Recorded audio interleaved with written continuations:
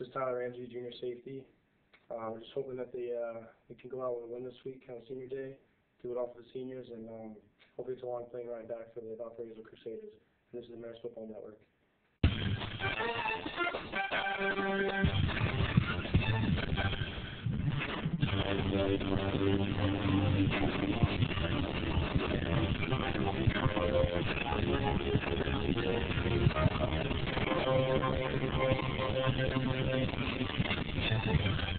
Good Friday morning to you all at home, and thanks so much for joining us on our second to last pregame show here at the MFN. I'm your host, Phil Torino. If you want to impress your friends at the game this Saturday, listen to what Matt Suter and Mike Quinn have for you. Rachel Blair is working the cameras, and Amanda Master-Birdie, well, not even our producers know what she's going to say this week. In case you missed the contest in the snow against Drake, we'll get you caught up to speed on last weekend's game. Safety Tyler Ramsey joins us in the studio as well. We'll take a look at the interviews that Mike Quinn hosted this past week down at the McCann Center, and Amanda Master-Birdie's tips for the game as well. We'll finish it up back at the desk here with all the analysis you'll need for this upcoming game against Valporaiso, the final home game for the Red Foxes this season. In continuing conference play this past weekend, the Red Foxes hosted the Drake Bulldogs. In that game, Mariners was trailing 17-0 until the third quarter, so there was a bit of a margin in the scoreline there before they started to claw back. What did you see from that perspective as far as Mariners trailing? Well, I think what really hurt them was actually the fact that the entire second half was played in the snow. There were a few inches of snow on the field by the time the game ended, and that really hurt Mariners because they had to claw back from that 17-point deficit. It wasn't like they were just trailing by one touchdown. They had to score a whole bunch of points. In really bad weather, it was tough to get any sort of running game going, and of course, passing the game in a heavy snowfall is very difficult. I think that's what really hurt Mariners in trying to come back from such a large deficit as it was. Phil, I think what happened was that the offense really had a tough time getting going in this week. They didn't have a successful drive until the third quarter, which was after a turnover because of a blocked punt, and they started on Drake's 25-yard line and was able to throw a 9-yard pass to Cal Cagney to get in the end zone from Tommy Riley. And then they had that one drive where Riley threw that gorgeous pass to Lenahan over the middle for a 79-yard drive. So they really had one solid drive throughout the entire day, and I think the offense really just couldn't get anything going from beginning to end. Well, the three of us are very comfortable, and more in the Penny Stadium press box, I think it's fair to say that the players on the field may not have been. How do you think the weather factored in, and what have you heard about how the players felt on the field? I think it did have a very big effect on the players on the field because, again, they haven't really played anything like this. The last time that there was a home game for Mariners was all the way back in 1997, so none of these guys had experienced this in their college years, and many players, I'm sure, never experienced it in their high school years as well, so it's something very unfamiliar to them. Not just the cold, but it was the snow in particular and the precipitation and how it really affected whether they were planting, trying to make a cut when they were running, or, of course, for Tommy Riley trying to throw the ball and just add that X factor that you really don't plan on going into a game. I think the number one person on the field that had the biggest problem in the snow was Drake's quarterback, Mike Piakowski, because Tommy Birch told us last week that he is on the money when he throws. He's a very accurate passer, and there were a lot of drop passes in that second half, so the score might have been a lot worse for the Red Foxes, but they had the snow effect. And it's the final 22-13, of course, in favor of Drake. The margin between these two teams, looking back to the game last year, was 42-0 in favor of the Bulldogs. Was this an improvement? Absolutely. I think Mariners showed a much better performance this year. Their defense did play very well. As Mike, you just mentioned, I think was aided by the fact that in the second half, Piakowski couldn't get going as much as he wanted to. But this Mariners team, as we've seen all year, they can compete with anybody. They did improve. They knew what they were facing this week, and they just couldn't put it together come the end of the day. What I thought was very good for the defense was that they went in at halftime after having a first half where 3 of the 5 drives resulted in scores, but then they came out in the second half and great halftime adjustments and had 6 consecutive punts right from the get-go in the second half. Thank you, guys. And Mike, you sat down with Wale Anakoye and Mike Hageman earlier this week down at the McCann Center. We want to get the players' perspective about playing in the snow, how they felt about the Drake contest overall, and looking ahead to Valporaiso as well. Let's take a look at that interview now. Thanks, Phil. We're down here at the McCann Center with junior linebacker Mike Hageman and freshman running back Wale Anakoye. Mike, let's start with you. This weekend, there was some weather. The Hudson Valley, a lot of people lost power, but Tenny Stadium did not. What kind of effect did that have on the game plan for you? It didn't really affect our game plan that much because we came out thinking they were a passing team, and with the snow, they couldn't really pass the ball that much. The receivers were having trouble catching the ball. QB was having trouble seeing the receivers, the open receivers. So we pretty much pushed them to run the ball, and we couldn't. We we held them to 100 yards rushing about, and we couldn't get the job done. Well, let's talk about offense. The rushing game had some problems. They only had about 34 total rushing yards this week. What was different this week compared to the last few weeks where you guys have gotten 100-plus rushing yards? Probably just the snow, It kind of like surprised everybody because during the game, it started off, it was just cold, but then out of nowhere the snow just hit, boom. And when something like that happens, it's kind of hard to adjust, but the passing game was able to pick up a little bit, so we just kind of ripped on that a little bit. So. Mike, now on the defensive side of the ball, you were able to sack Mike Bukowski 3 times, but he still seemed very cool in the pocket. What were you trying to do to disrupt his wide receivers? What kind of game plan did you guys have going on because you could not disrupt the quarterback's game plan? Well, I mean, he was a 3-year starter going into this game and going into this year. And we knew he was a good quarterback. He showed us last year that he put points on the board whenever he wanted to. So we came after him. We tried putting pressure on him. He stayed calm back there. He rolled a lot of times. We chased him out of the pocket. But the main thing is we kept our coverage. No one came out of coverage. We kept our coverage. And sometimes he just ran out of bounds. So that's how we just contained him. And then when he rolled, we just pushed him way out. Now, here's a question for both of you guys. You played Valporaiso this weekend. They are on a 3-year losing streak. How do you stay focused against an easy team like Valporaiso where you play the powerhouse that is San Diego in 2 weeks? I feel like we just have to prepare for them the same way we prepare for Butler, Drake, and the other team. Just stay focused, because there is no easy win in college football. Anything can happen in college football. I mean, we can go out and not do anything and they can put up points. We can lose a game. But they're on a 3-year losing streak right now. It doesn't mean anything. They can come out fired up. We can come out soft. But we're going to come out really fired up this game. It's senior day. Our seniors had a big impact this season. Our captains did a great job. And we should be fired up this game, and we should have a win. And here's a question for both of you guys. Saturday is senior day. Who on the team in this graduating class have stood out as leaders this year for you guys? A couple standout leaders would be Ryan Cronin, because he's a leading tackler of the defense. Dave Torriella. He's a captain, obviously, and he just plugs up the middle. He has a lot of tackles, too. Jimmy J is a big asset to us. He's going to be a big loss next year. Jaquan Bryant, he's always an aspect in the game, asset. And Tommy Riley, he's been stepping up the past 2 games. I can see him doing well against Valpo this week.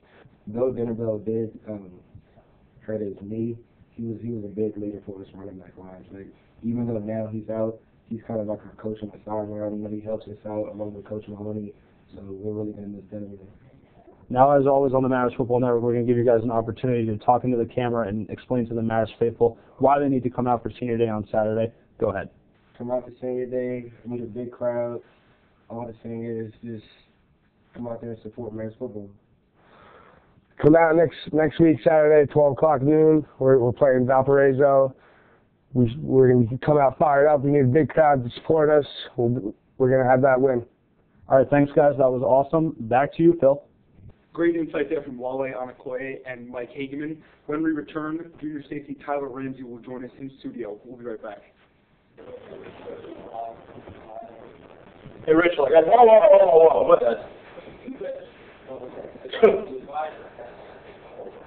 Why? Really?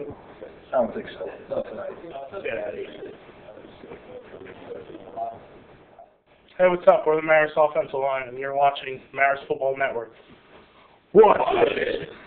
Yeah.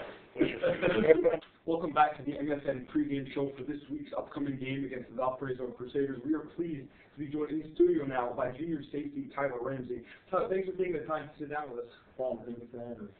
I think the biggest thing when we were prepping to have you on the show is you have changed positions. You came into Marist as a safety, then you spent some time last season playing the linebacker, and now you're back in the secondary. How has this transition, or the transitions, I should say, been for you?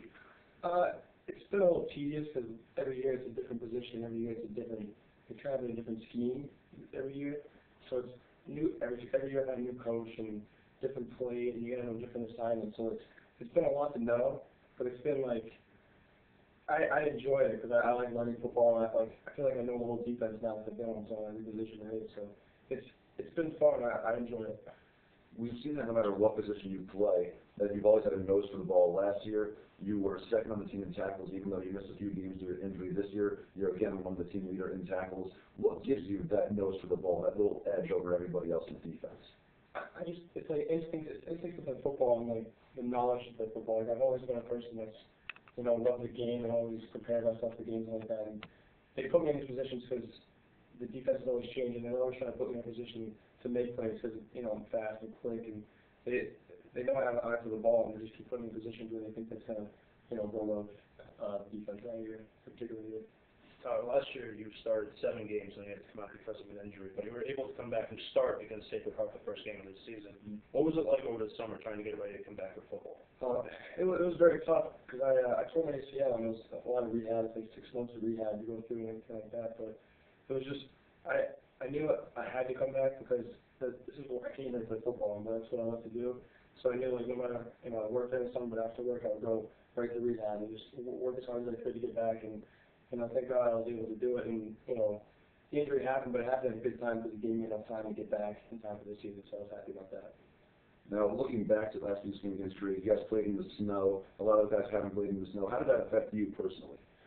Me personally, it didn't really affect me because I'm from Massachusetts, and so I've always played in cold weather, but, we just, we actually enjoyed it. Like, it was fun to play. Like, a lot of kids, like you said, didn't really play anymore like that, so we were all having fun. We were excited to play at, but I think Drake was also kind of excited because it's Iowa and it kind of cold now. So it was just a fun atmosphere. It was just like, it was cool to see everyone playing the game and seeing pictures after. It was just a great environment to play in. Looking towards next weekend against Valporaiso, the team is 3-5. Where's the talk been like amongst the team saying how important is getting a home win this weekend? The most important thing this season. Like, we haven't won at home this season, and dating back to last season, it was Bucknell last season. That was our last win at home. So just getting a win at home is probably the most important thing. And that senior day, we're going to try to do everything we can for the seniors to win a game. And we just have to establish home field, a home field advantage again. Because I feel like we haven't had that this year. And we've had a lot of fans. I feel like some games we should have back, but hopefully this week we can put it all together and get one for the seniors and try and get a home win this season. What are you expecting out of Valporaiso? They're currently riding a 28-game losing streak. What is the team's mentality heading into this Saturday? Same as every week. We don't look at the record or anything like that. We play anything. We focus on what they're going to do, and then how we can play well against that. Like, they run a tricky offense, so we have to focus just as much as any other week to game plan and actually be able to go out there and do what we can. But talking to a couple players this week, they've been saying how this week the coaches have been pushing you more than other weeks, trying to prepare for Valporaiso so you guys can break out the rocking chairs this week, thinking it's going to be an easy one. Are you experiencing that as well?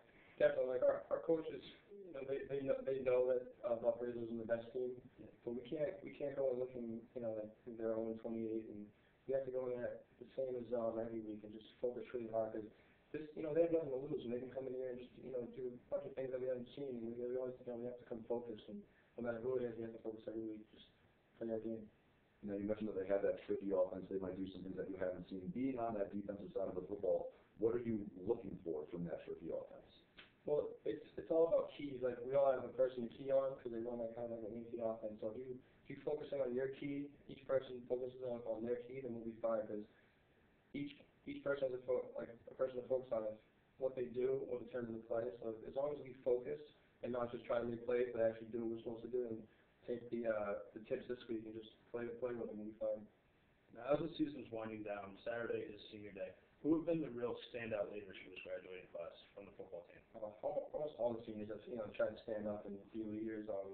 Dan Beal, Kick Lighter, Dave Toriola, Brian Crone, all the seniors on defense too.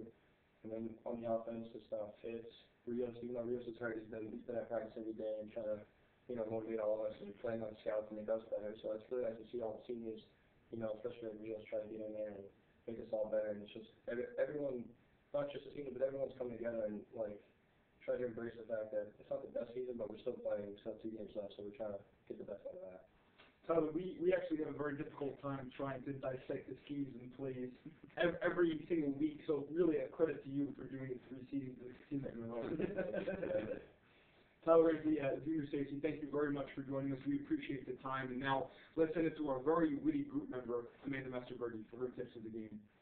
Thanks, Phil. If you're an NFL football fan, you know that the New Orleans Saints beat the Colts 62-7 2 weeks ago, but then were battered by the Rams, who are 0-6 just this past week. We can not afford to become another team that comes down with the Saints syndrome. Don't assume you're going to win, because you know what assuming does, and we can't be the first team to lose to 0-8 Valporaiso in more than a year. If the Red Foxes manage to execute, just play their game, they should have no problem getting win number 4. In the wise words of Kanye West, this Mariners team plays harder, better, faster, and stronger than Valporaiso. If Valpo does manage to get the ball, we should have no fear for our Red Foxes, who are ranked number 2 in the PFL for their defense. This squad should be able to snipe either one of the young quarterbacks for the Crusaders. Look for the turnover ratio to go in a positive direction. Opposing teams have sacked Mariners quarterback Tommy Riley so many times, you think he was a bag of potatoes. To prevent Tommy Riley from becoming French Riley, the offensive line is going to have to protect him, but also create holes for the running backs. And the runners are going to have to do their part. The 34 net yards that we saw last week against Drake just won't cut it if you want 4 wins in this league. The weather forecast for Saturday says it will be 50 degrees and sunny, but I predict that there's a 99% chance that Mariners will make it rain on Valpo. Valparaiso is a team that allows 500 yards per game, and Mariners is playing for pride in front of an eager home crowd that will include lots of Mariners alumni. If the team wants to have a lot of momentum going into number 3 San Diego next week, they have to win this game. It will also help to end the season on a high note for the players that won't make the trip with the team. Back to you. Thanks, Amanda. Now, Matt, I'd like some big picture analysis on this, if you don't mind. We just heard what Amanda said. Talking about this Valparaiso game, at the bottom line, how important is this win for Mariners? I think this win is very important. This is a team this Mariners team has won 1 home game over the past 2 seasons, and that was at the very beginning of the 2010 campaign. So sending the seniors out on a great win against a weaker team like Valparaiso is very, very important. And again, it still gives Mariners a little bit more of an incentive to win this game for the seniors that really haven't had too much success at Tenny Stadium over the past 2 seasons. I think it's important for Mariners, not just for the people associated with football, but for the entire school as well, especially the fans who went out to the game last weekend and sat through the snow. They really need a win from this team this season and be able to see it at Tenny Stadium. I think that but they can't relax this week. They can't take the rocking chairs out and just relax through practice and think this is a no-brainer on Saturday. They still need to listen to the coach, listen to the game plans, and be ready to go on Saturday. And Mike, we heard Tyler Ramsey mention the wing team formation, that the Crusaders will run. That often involves having a tackle over a receiver in motion. Do you think this is a good matchup for the quick Red Foxes defense? I think it's an excellent matchup for the quick Red Foxes because they'll be able to react to those movements before the snap and be able to follow where that wide receiver is going or be able to get around that extra down tackle. The one thing that does worry me a little bit with this offense is that, like Tyler Ramsey said, we haven't really seen this offense too much. They have played Valparaiso the past 2 seasons, and Mariners have really dominated both games. And the Mariners rush defense is struggling a little bit this year, and I expect to see a lot of rushing from Valparaiso. But I think that they do stack up very well with the Valpo offense because, like Ramsey said, they're keen on that one player, so everybody knows their assignments well before the game will actually start. Now, I'm going to ask the two of you to speculate for a bit. If this team had Chucky Looney for the duration of the season, had Michael Rios back, and even players in the O-line that were banged up, would the season have turned out differently? Would it have a different complexion? I think it would. I think that in the big scheme of things, turnovers have been a very big part of this team's non-success. That's not the right word, but just stay with me here. And Tommy Riley has thrown a lot of interceptions. He's lost a couple of fumbles. That's not to say that Louis didn't have his fair share of turnovers as well, but he did a little bit better job of protecting the football. He did a little bit better job of moving the team up the field with his feet. And then looking at Michael Rios, this is a big play receiver downfield. He was always a big downfield threat. And Louis, as everybody knows, has a bit of a better arm than Riley when it comes to throwing the deep ball. So if you put both of them on the field at the same time, I think that would add a lot to this Mariners offense. I think the way that it would add to that Mariners offense is that it would take a lot of pressure off the Mariners offensive line. They'd be able to establish the running game more because the defense would be concerned with that deep throw with Michael Rios. They'd be able to spread out their offense, change things up, maybe try some new things because they have those weapons that they can use. Now, if the Red Foxes are unable to capture this victory against Valparaiso coming on Saturday, the following week on November 12th, they will still have to make a trip out to San Diego. Does that become a vacation game at that point? You know, you hate to say that it might, but at that point, the team would go winless at home, You know, it's in San Diego. They're getting away from the cold weather. You know, you go out, you go sort of go through the motions, you play some football, but actually you just sort of enjoy the San Diego weather at that point. And this is why I'm not a D1 athlete, but I know that's exactly what I would do. Well, I think they could go one of two ways. After the game, if they lose to Valporaiso, they may be devastated and just say, you know what, we're just going to relax next week and take a vacation. Or they can have the chip on their shoulder and say, you know what, we need one more game. Let's go prove to the rest of the Pioneer Football League that we mean business. Go to San Diego and get a win. Matt and Mike, thank you both very much. And for Rachel and Amanda, that just about does it for this MSN pregame show. Thanks very much for watching. Please come up to us this Saturday. We'll be doing our live on-site radio show. We'd love to have some of you on stage for an interview if you have something to add. Thanks once again for watching. We appreciate it very much. And as always, from the MSN to you, good luck with everything you do this weekend.